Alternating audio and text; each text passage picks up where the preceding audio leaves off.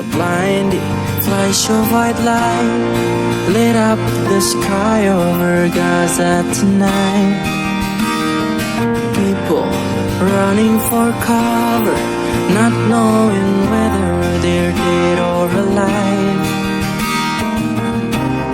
They came with their tanks and their planes, with ravaging fiery flames, and nothing remains, just a voice rising up in the smoky haze. We will not go down in the night without a fight. You can burn up our mouths and our homes and our school, but our spirit will never die. We will not go